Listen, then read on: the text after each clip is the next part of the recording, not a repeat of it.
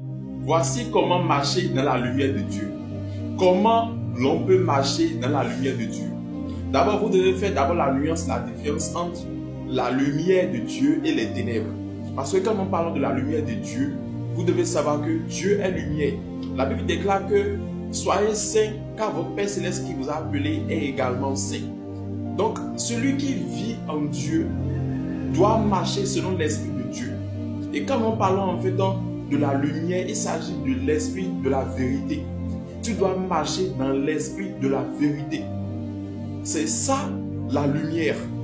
Et quand nous parlons maintenant en fait de l'obscurité, vous devez savoir que c'est tout ce qu'il y a en lien avec le péché et également l'esprit du mal, avec également l'esprit satanique, l'esprit diabolique.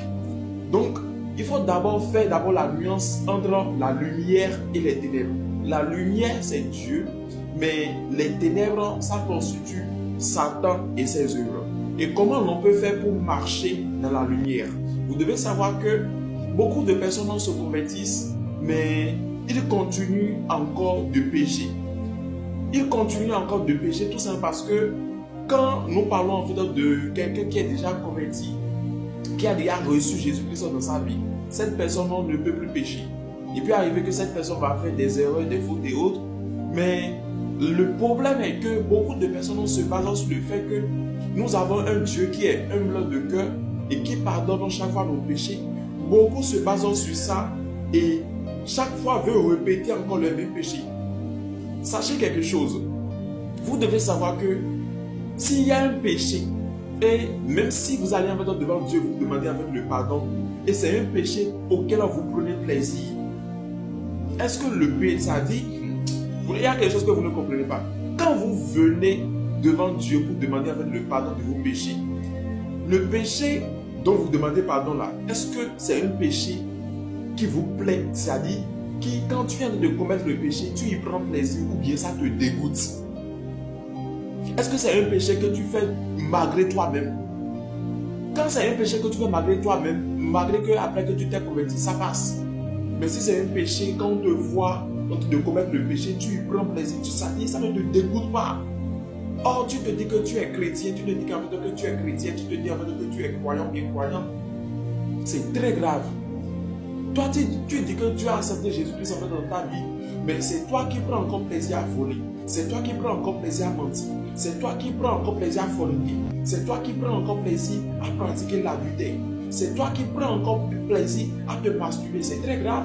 C'est toi qui prends encore plaisir c'est-à-dire à aller t'énivrer, à aller boire de la boisson jusqu'à en fait te saouler. C'est très grave. C'est très grave. C'est toi qui prends encore plaisir, c'est-à-dire à te moquer de ton prochain. Quand tu te moques de ton prochain, tu y prends plaisir. Ça ne te dégoûte pas. Et tu te dis que même si je le fais, même si je commets ce péché-là, après je vais demander pardon à Dieu, tu vas me pardonner. Ça ne marche pas comme ça. Ça voudra dire que toi, tu es toujours dans les ténèbres. Tu es toujours dans les ténèbres. Vous devez savoir que quand tu es chrétien bien croyant, il faut apprendre à marcher dans la sainteté. Voici 5 manières, voici 5 choses que vous devez faire pour pouvoir marcher dans la lumière de Dieu. D'abord, la première chose, c'est d'accepter Jésus. Parce que Jésus-Christ en fait a dit dans Jean 12, verset 46, que je suis venu comme une lumière dans ce monde pour que toute personne, quiconque croit en moi, ne soit pas dans les ténèbres. La première chose à faire, c'est de recevoir Jésus-Christ comme votre Seigneur et Sauveur. La lumière qui va éclairer votre vie. Si vous n'avez pas encore donné votre vie à Jésus, je vous exhorte et je vous fais appel à le faire. Jésus, c'est la lumière du monde. Jésus, c'est la lumière de toute vie. La Bible déclare qu'il est le premier de toutes choses. C'est par lui que le monde a été créé. C'est par lui que l'univers a été créé. Donnez votre vie à Jésus pour pouvoir marcher dans la lumière. C'est la première chose à faire. Deuxième chose que vous devez faire, c'est de vous éloigner du péché. C'est de vous éloigner du malin. Vous devez vous éloigner du péché et des œuvres des ténèbres. Vous devez savoir que si tu acceptes déjà en dans Jésus, mais tu continues encore de commettre encore les mêmes péchés que tu avais commis dans le passé, or Jésus t'a déjà effacé ton passé, a déjà régénéré en fait dans ton être, tu continues encore les mêmes péchés, c'est très grave. Donc vous devez vous éloigner des péchés. Vous devez vous éloigner du mal. Vous devez vous éloigner du mal. C'est important. Troisième chose à faire pour pouvoir marcher dans la lumière, il s'agit de marcher selon la parole de Dieu. La parole de Dieu, nous avons en fait la Bible qui est là. Tu dois apprendre à lire et méditer la Bible. Tu dois apprendre à lire et méditer la Bible. C'est très important. La Bible déclare dans le psaume que la parole de Dieu est une lumière. C'est une lumière qui est à nos pieds. C'est une lumière sur nos sentiers. Donc quand tu lis, tu médites la parole de Dieu, cette parole-là t'éclaire. Cette parole-là te guide chaque jour. Quatrième chose à faire pour pouvoir marcher sur la lumière de Dieu.